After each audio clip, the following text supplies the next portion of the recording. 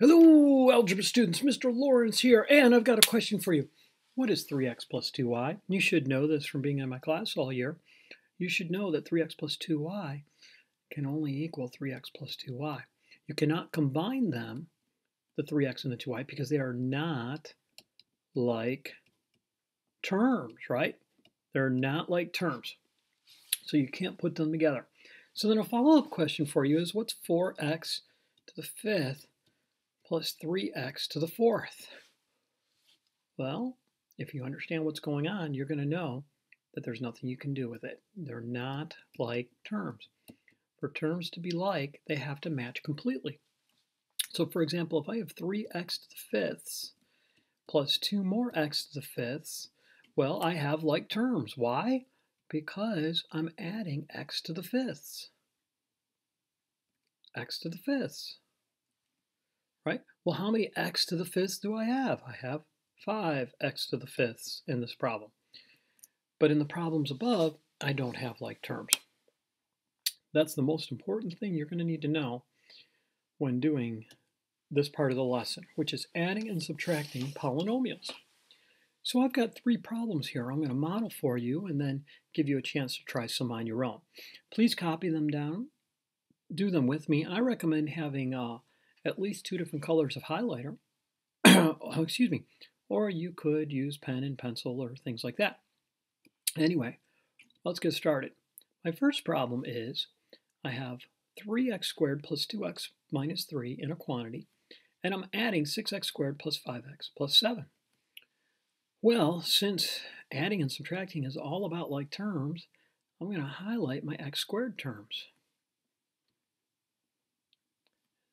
And then in a different color, I'm going to highlight my x terms. Notice I grab the sign if it's in front of the term. Very important. And then finally I have a negative 3 and a positive 7. So when I combine like terms, I'm going to get 9x squareds. I'm going to get 7x's, and negative 3 plus 7 is a positive 4, and there you go. I just added those 2 trinomials together. They're both quadratic trinomials, aren't they? Yeah, I just added them together. All right. Why don't you pause the video and try number 2 on your own? Hopefully you've done what I've said. You're giving it a shot on your own. Here comes my work. Let's see here. 10x squared and a 4x squared. Well, I think that's going to get me a 6x squared, don't you? 6x squared will be part of my answer.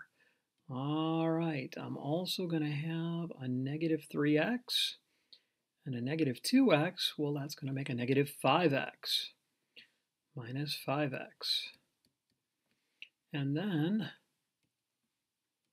my last highlighter, a positive 7 and a negative 10, and that's going to be negative 3. So my answer is 6x squared minus 5x minus 3. Now, before you try number 3, there's something really, really important I hope you notice. With number 3, you have subtraction, not addition. The first thing you need to do on this is you need to distribute the negative. Yes, I'm going to have an 8x to the 6th minus 2x to the 4th plus 3x squared minus 10. But then when I distribute the negative through the second quantity, I'm going to get a negative 10x to the 6th, a positive 2x to the 4th, a minus 3x squared, and a minus 5. And that's because I'm multiplying the entire quantity by negative 1. Yeah, right here. Multiplying by negative 1. Because I'm taking away the entire quantity. So the 10x to the 6th is a positive, so I have to take away that positive. Well, that's what we call subtraction.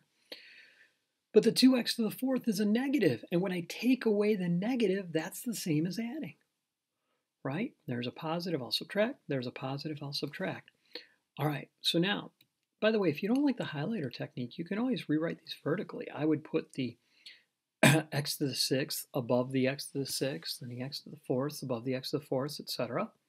Okay?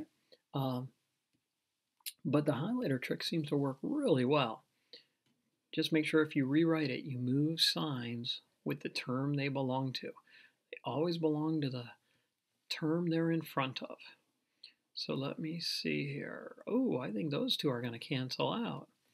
Okay, I'm kind of thinking about what I do as I do it. And these last ones I won't use purple because I highlighted the minus sign in purple, so I'll use orange. There we go. All right, so 8x to the 6th minus 10x to the 6th will be a negative 2x to the 6th. The x to the 4th cancel because we have the same number of positives and negatives. Ooh, look, so will the x squareds. And then with the orange, I have negative 10, and negative 5, I have negative 15. And there you go. So the answer started out to be 6-degree polynomials, and it ended up being 6-degree binomials. All right. There's really not much to this. I want you to try these two problems. See if you can get them both right. Check your answers with Mr. Lawrence when you are done. All right, that's it for the video. Good luck, and don't forget to show Mr. Lawrence your work. He'll give you your next instructions. Have a good day, everybody.